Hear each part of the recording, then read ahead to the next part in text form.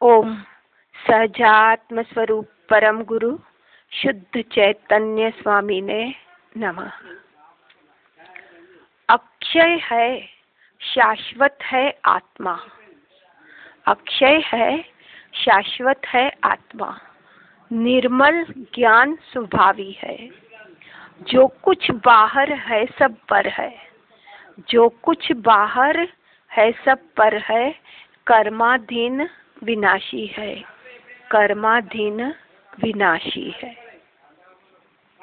हे आत्मन, पर्याय दृष्टि से हिंसा का अभाव नहीं हो सकता, क्योंकि कदाचित बाह्य हिंसा न भी हो तो भी विकल्पों के कारण अपने अतीन्द्रिय सुख के घात स्वरूप भाव हिंसा निरंतर होती है। पर्याय दृष्टि यानी जो बाहर में प्रवृत्ति जा रही है, जब तक उसका अभाव नहीं होता तो हिंसा कैसे रुक सकती है? हर समय चाहे पाप का हो चाहे पुण्य का हो, पर लेकिन हिंसा तो निरंतर होती ही रहती है। पाप भी कर्म बंध है और पुण्य भी कर्म बंध है। दोनों ही संसार भ्रमण का कारण है।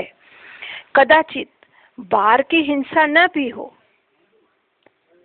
लेकिन जो ये विकल्प संकल्प विकल्प के कारण अपने अतीन्द्रिय यानी स्वयं का, अपने स्वयं के स्वभाव का घात, निरंतर भाव हिंसा होती रहती है। अपने स्वयं अपनी आत्मा का घात निरंतर होता रहता है। जैसे और यही इसका मूल कारण अज्ञानता, मिथ्यात्व है। जैसे कृपालु देव ने बताया, क्षण क्षण भयंकर भाव मरने का अहो राची रहो। तो क्षण क्षण हर पल मरने का भाव, हिंसा का भाव निरंतर होता ही रहता है और अपने स्वयं का, आत्मा का घात होता है। और जिसमें विकल्पों के लिए अवकाश ही नहीं, ऐसी निर्मल दृष्टि ही अहिंसा की जननी है। यानी कि जैसे मुझ आत्मा में विकल्पों का भी अभाव है। विकल्प मेरा स्वरूप ही नहीं है और भावों का भी, मुझ आत्मा में तो भावों का भी अभाव है।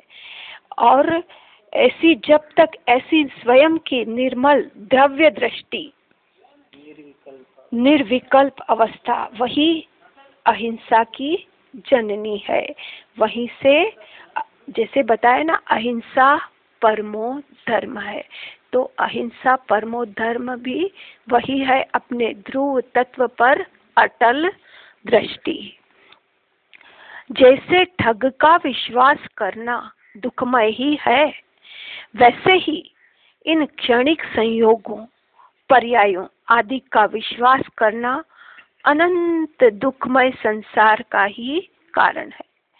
जैसे ठग, चोर, डाकू जो होते हैं ना, उनका विश्वास करना, उन पर विश्वास करते भी नहीं है, और यदि उन पर विश्वास किया तो दुख ही दुख है।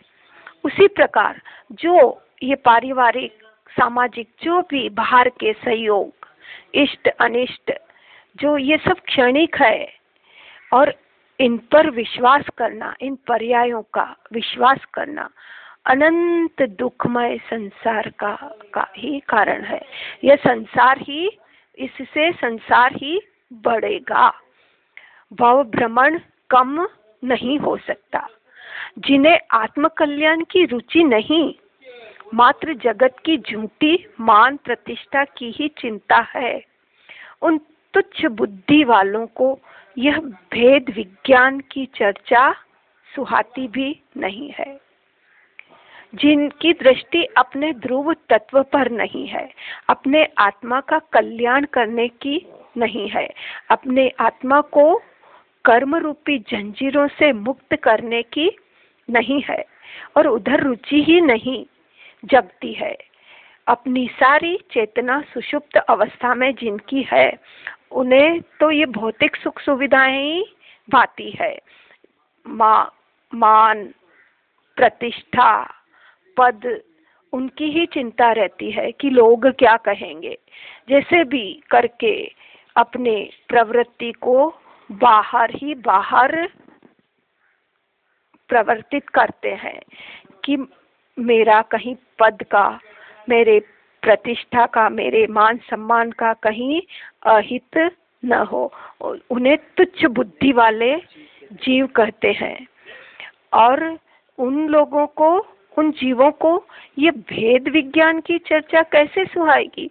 उनका तो अपने ध्रुव तत्व पर, अपने चैतन्य स्वभावी भगवान आत्मा पर दृष्टि ही नहीं है कि मैं कौन हूँ, मैं क्या हूँ, मेरा इतना वैभव, मैं अनंत गुणों का स्वामी हूँ। नहीं, उन पर तो उनकी दृष्टि ही नहीं है। तो ये भेद विज्ञान की चर्चा उनको कैसे सुहाती है? जैसे गंदी हवा यानी गंदा वातावरण में रहने वाले एवं गंदा तामसी भोजन करने वाले शारीरिक दृष्टि से स्वस्थ नहीं रह पाते।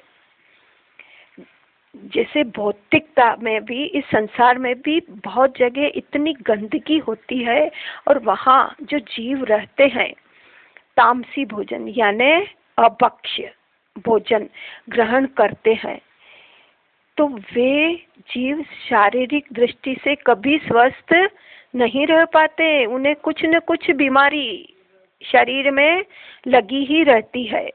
वैसे ही कुसंगति तथा लौकिक संगति में रहने वाले, कुविचार करने वाले आत्मिक दृष्टि से स्वस्थ एवं शांत नहीं रह पाते।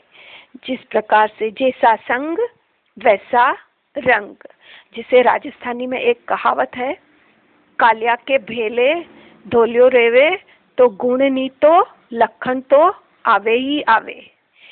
तो जिस संगति में हमारी संगति कैसी है, हमारा संग कैसा है? लौकिक संगत में जैसे लोग व्यवहार में और कुविचार, जिनके विचार, जिनका सोच अपने आत्मा की ओर नहीं, अपने ध्रुव तत्व पर नहीं, आध्यात्मिक नहीं, उनके साथ रहने से वह जीव, जो उनके साथ रहते हैं, वे जीव शांत कैसे रह सकते हैं?